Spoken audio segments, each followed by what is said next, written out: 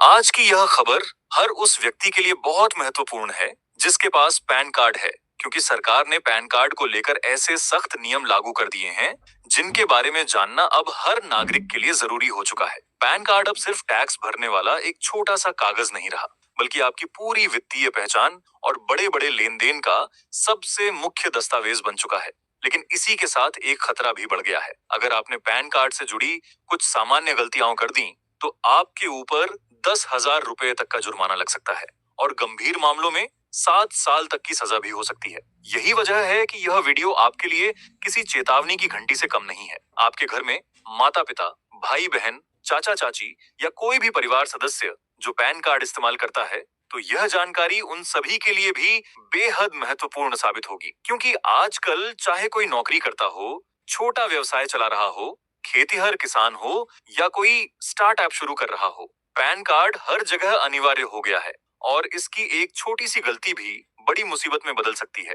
बहुत लोग अभी भी सोचते हैं कि पैन कार्ड केवल आयकर रिटर्न के लिए होता है, लेकिन असलियत यह है कि अब इससे जुड़े नियम और जिम्मेदारियां पहले से कई गुना बढ़ चुकी हैं। यही कारण है कि अगर आपका पैन आधार से लिंक नहीं है या आपने अनजाने में दूसरा पैन कार्ड बनवा लिया है, तो 2026 से आपका पैन बंद भी हो सकता है और बैंक अकाउंट तक फ्रीज हो सकते हैं। तो दोस्तों, वीडियो को आगे बढ़ाने से पहले मैं आपसे सिर्फ इतना कहूंगा, इसे अंत तक जरूर सुनिए, क्योंकि आज मैं आपको सरल भाषा में वह सारी बातें बताने वाला हूँ जो शायद आपको पहले किसी ने ठीक से नहीं समझाई। और अगर आप चैनल पर नए हैं तो वीडियो को लाइक करें, सब्सक्राइब करें, ताकि ऐसे जरूरी अपडेट आपको समय पर मिलते रहें। तो चलिए जानते हैं विस्तार से। दोस्तों, पैन कार्ड किसका आता है और क्यों जारी किया जाता है, ये सब समझना सबसे पहला कदम है। पैन यानी परमानेंट अकाउंट नंबर, उसे इनकम टैक्स विभाग जारी करता है और उसका असल मकसद यही है कि हर व्यक्ति की कमाई और उसके बड़े वित्तीय लेन देन पर नजर रखी जा सके।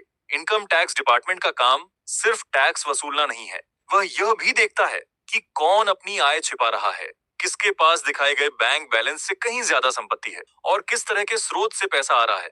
आपने अखबारों में देखा होगा कि बड़े व्यापारियों के यहाँ छापे पड़े, नोट गन्नी जाने लगी। वही प्रक्रिया यही है।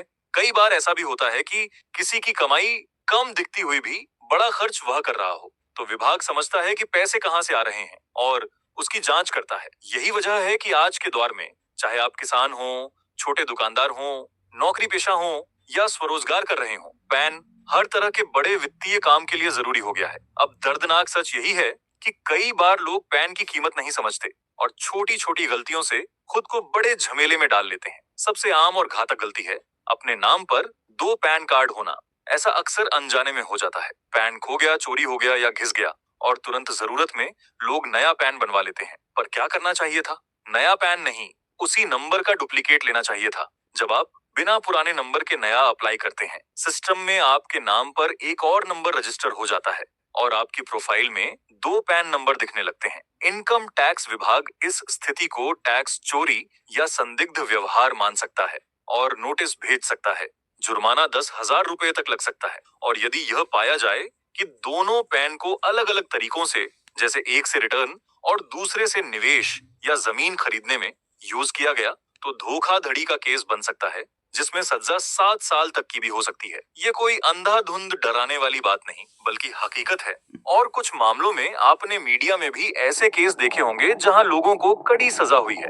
इसीलिए सबसे सरल और कारगर सलाह यही है, जब भी पैन बनवाए उसकी फोटोकॉपी और नंबर कहीं सुरक्षित रखें, एक डायरी में लिख कर रखें, अपने मोबाइल में सेव कर लें, किसी भरोसेमंद रिश्तेदार को छवि भेज दें, ताकि कागज खो जाने पर आप उसी नंबर की रिकवरी कर सकें। अगर आपका कार्ड चोरी हो गया है तो उसे खोए हुए कार्ड की रिपोर्ट के साथ बताइए और उसी नंबर का डुप्लीकेट बनवाइए। नया नंबर अप्लाई करने से बचिए। और अगर किसी कारणवश आपके नाम पर दो पैन नंबर रजिस्टर हो चुके हो तो देर नहीं कीजिए, इनकम टैक्स विभाग के पास जाकर या ऑनलाइन प्रक्रिया से एक नंबर को सरेंडर करवा दीजिए। जितना ज्यादा समय गुजरेगा उतना ही नोटिस आने और दिक्कत बढ़ने का खतरा रहेगा। एक और बड़ी और समय संवेदनशील बात है, सरकार ने पैन और आधार लिंक करने के नियम तय किए हैं और अंतिम तारीख 31 दिसंबर 2025 रखी है। जो लोग अपने पैन को आधार से लिंक नहीं करेंगे, उनका पैन 1 जनवरी 2026 से इनवैलिड हो सकता है। इसका मतलब है कि बैंक में ट्रांजैक्शन रुक सकते हैं, लोन मिलना मुश्किल हो सकता है, आयकर रिटर्न फाइल नहीं हो पाएगा और कई सरकारी काम ठप पड़ सकते हैं। कई लोग पैन आधार को किसी दूसरी प्रक्रिया से जोड़कर भ्रमित रहते हैं, यह अलग है। यह इनकम टैक्स की शर्त है, इसीलिए अभी इस पर ध्यान दीजिए और समय रहते लिंक करवा लीजिए, वरना बाद में आई परेशानियां बड़ी और महंगी होंगी। देरी पर जुर्माना या फिर पैन को एक्टिव कराने के लिए लंबी प्रक्रिया का सामना करना पड़ सकता है। बहुत से लोग यह भी सोचते हैं कि सरकार को क्या पता चलेगा या हम छोटे लोग क्या होगा। यह सोच आज के डिजिटल और ऑटोमेटेड समय में बिल्कुल गलत है। अब हर डेटा ऑनलाइन है और कई सिस्टम जुड़े हुए हैं। एआई और फ्रॉड डिटेक्शन प्रोग्राम मिनटों में यह बता देते हैं कि किस नाम पर कितने पैन जारी हुए हैं।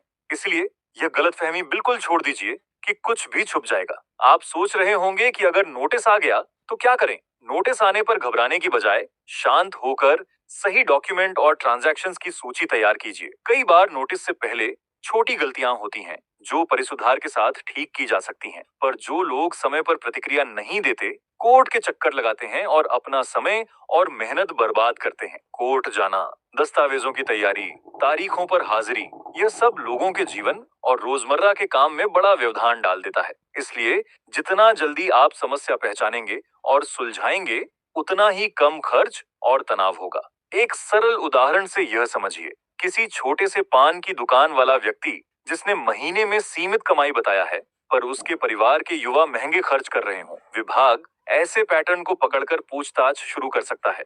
छोटे कारोबारी और गांव में रहने वाले लोग अक्सर यह नहीं समझते कि उनके बच्चों के महंगे फोन या गाड़ियों का क्या सोर्स है, और वहीं से मामला बढ़ता है।